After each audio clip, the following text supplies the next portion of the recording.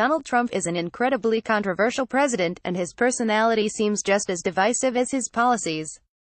In fact, many Trump opponents criticize the president's temperament as unpresidential. The insult implies that there's a standard of appropriate behavior in the Oval Office. Of course, there is. But throughout American history, voters have elected plenty of presidents who violated the unspoken rules of presidential behavior and speech. Read on to discover other presidents who, like Donald Trump, drew criticism for their unpresidential temperaments and habits. 1. John Adams, the founding father, was pretty feisty. Hulton Archive, Getty Images. Second President of the United States William Galston, a Brookings Institution senior fellow who spoke to the Christian Science Monitor, reports that the kind of unpresidential conduct we associate with Donald Trump is actually nothing new. Just look at John Adams, the second U.S.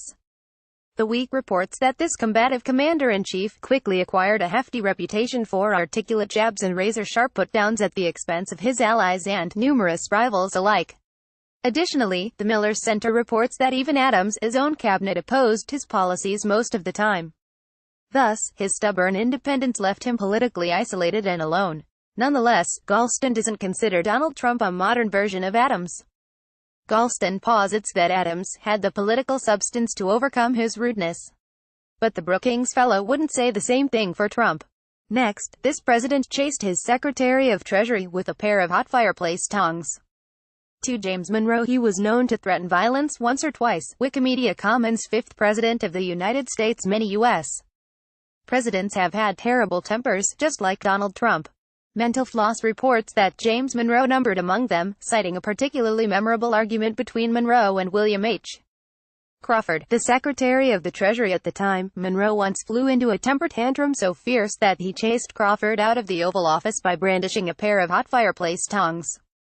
Monroe got caught up in more than his fair share of petty disputes. In fact, Smithsonian Magazine reports that Monroe almost dueled Alexander Hamilton, of modern-day Hamilton fame, until a mutual friend settled their argument. The drawn-out dispute sounds quite unpresidential. But as Smithsonian Magazine explains, both men were at times petty, tempestuous, and unsure of themselves, in other words, human. Next, this president never learned to compromise. 3. John Quincy Adams. He was not into compromise. Library of Congress, Wikimedia Commons. Sixth President of the United States. The Miller Center at the University of Virginia reports that John Quincy Adams became one of the nation's preeminent secretaries of state but proved the wrong man for the presidency. Working with people, and making compromises, has emerged as a key skill for the president. But it's one that Adams didn't have. The Miller Center refers to John Quincy Adams as aloof, stubborn, and ferociously independent. The sixth president failed to forge alliances in Washington, even with members of his own party. So he couldn't turn his ideas into policy. Perhaps worst of all, Adams should have seen the problem coming. His father, John Adams, had also ignored the political side of the office and served only one term, the Miller Center reports. History repeated itself with his son. John Quincy Adams lost his re-election bid to Jackson in 1828. Next, this president taught his pet parrot to swear. For Andrew Jackson, many considered him vulgar and stupid. Wikimedia Commons. Seventh President of the United States. Andrew Jackson numbers among the most controversial presidents in part because of his humble origins. He rose from log cabin to White House, unlike all the other presidents who had come before him. He made the East Coast establishment nervous with his promises to change politics. And he did make many changes in politics, including by departing from the norms of presidential behavior. The Atlantic reports that Washington insiders reviled Jackson. They saw him as intemperate, vulgar, and stupid. Opponents called him a jackass. The origin of the donkey symbol for the Democratic Party. Thomas Jefferson referred to Jackson as one of the most unfit men I know of to serve as President of the United States. Perhaps most amusing of all, Jackson owned a pet parrot whom he taught to swear. The parrot reportedly swore enthusiastically even at Jackson's funeral. Next, this president couldn't even get along with his own party. 5. John Tyler. He couldn't even get along with people in his own party. National Archive, Newsmakers, Getty Images. 10th President of the United States. Many successful presidents have managed to unify Americans instead of dividing or alienating them. But John Tyler had no such luck, or skill, during his time in the Oval Office. USA Today notes that historians usually rank Tyler among the worst U.S. presidents, thanks to his very unpresidential inability to work with his own party. All the chief executives unmistakably identified as failures displayed a self-destructive tendency to violate the core promises of their campaigns. Tyler, the publication explains, used 10 unpopular vetoes to block implementation of his own party's long-standing ledges. Most of his cabinet resigned in protests, and eventually they all quit while the hostile Senate voted down 4 new cabinet appointments, a record that stands to this day. Next, this president had a very unpresidential drinking habit. 6. James Buchanan. His drinking definitely caught up to him. Library of Congress, Wikimedia Commons. 15th President of the United States James Buchanan also numbers among the worst, and least presidential, presidents to have served throughout American history. The Constitution Center names Buchanan as the worst president of all thanks to his apparent indifference to the onset of the Civil War. He even referred to slavery as, happily, a matter of but little practical importance. But Buchanan's disinterest in averting crisis isn't the only thing that lands him on the list of the most unpresidential presidents. He became notorious for his love of drinking. Mental Floss notes that numerous anecdotes refer to Buchanan's drinking, and his ability to consume vast amounts of whiskey and wine. He could reportedly drink 2 or 3 bottles of wine in a single sitting, and would also purchase 10-gallon casks of whiskey each Sunday. He even scolded the liquor merchant who supplied his inauguration for bringing champagne bottles that were far too small. Next, this president was incredibly arrogant. 7. Andrew Johnson. He compared himself to Jesus. Library of Congress, handout, Getty Images. 17th President of the United States. And excessive arrogance is another quality that's emerged as unpresidential, even if it's shown up repeatedly in the Oval Office. Throughout the generations, Americans generally don't like arrogant candidates. Slate explains. Evidently, nobody ever told Andrew Johnson. Historian Thomas Bailey wrote of Johnson, a self-made man, he was distressingly proud of his maker. Johnson, who had apprenticed to a tailor, liked to remind audiences that Jesus, a carpenter, had also worked with his hands. Business Insider reports that Johnson showed up drunk to his inauguration as vice president, quite an auspicious start. About a month later, Abraham Lincoln was assassinated and Johnson became president. Next, this president thought too highly of himself. 8. Theodore Roosevelt. He behaved rather irrationally at times. Hulton Archive, Getty Images. 26th President of the United States. People on both sides of the aisle love Theodore Roosevelt. But New Republic reports that Roosevelt spent much of his life behaving like a bully, drunk on his own self-regard. The publication explains that similarly, Roosevelt's reputation for boyishness arose from many sources: his naive charm, to be sure, but also his ceaseless action, his snap decisions, his adolescent bellicosity, his refusal to consider intellectual or ethical complexity, his confusion of physical with moral courage, and his exaggerated amour propre when confronted by actual or imagined insults. Slate notes that a 1904 edition of Collier's dismissed concerns about Theodore Roosevelt's temperament with the statement, "The personal obstreperousness which offends some individuals endowed with taste is a part of his popularity throughout the country." Does that sound familiar? As Slate puts it, allowing for a change in verbiage, some pundits are plating up this precise analysis of Trump's temperament today. His unpresidential temperament is his very appeal. Next, this president made poor choices when appointing his cabinet members. 9. Warren G. Harding. His cabinet had seemingly endless scandals. Library of Congress, Wikimedia Commons. 29th President of the United States. There are numerous reasons that you could call Warren G. Harding unpresidential. In fact, The Atlantic reports that the 29th president's extramarital affairs were perhaps the least of his disqualifications for the office he held. His affairs did cause major scandals, not least because Harding fathered an illegitimate child with one of his mistresses. Historians consider Harding a womanizer. But that's not the only reason that many experts consider him unpresidential. Even Harding knew that he was in over his head in the Oval Office.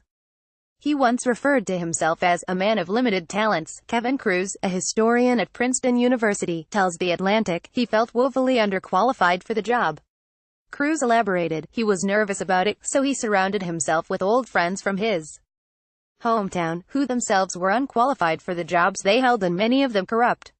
His cabinet was plagued by scandals, and even if Harding wasn't directly implicated, he was still responsible for the men he chose to run the country.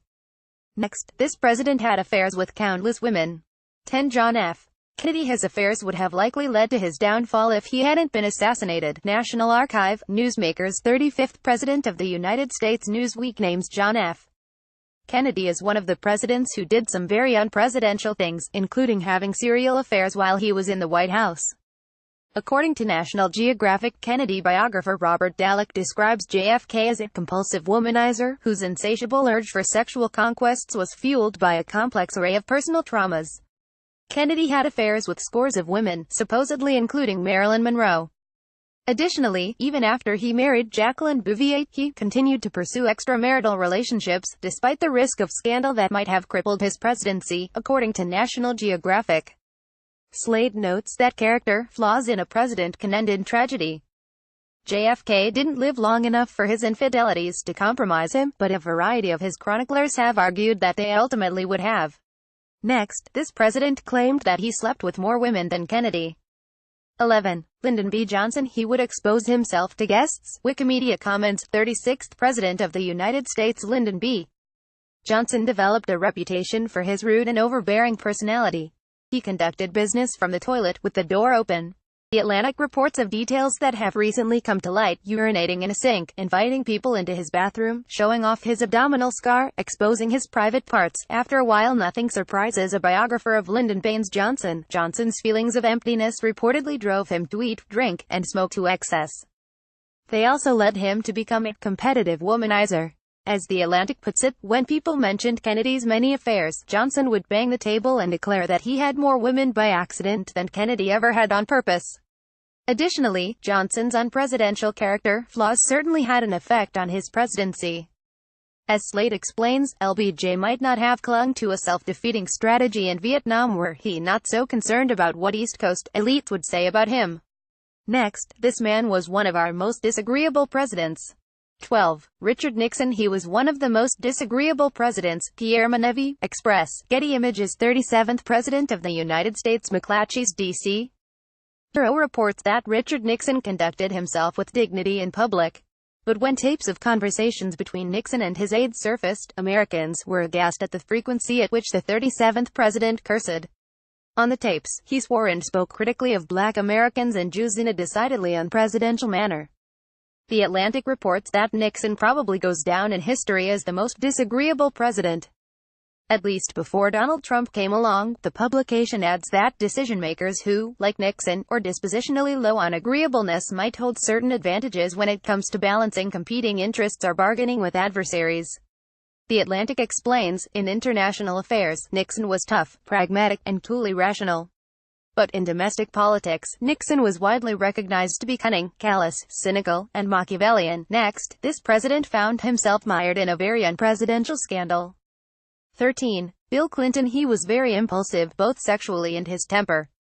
Stephen Jeffy, AFP, Getty Images. 42nd President of the United States. Newsweek reports that Bill Clinton could be called unpresidential, in the sense that he conducted this clandestine affair with a White House intern, said Ewan Morgan, a professor of U.S.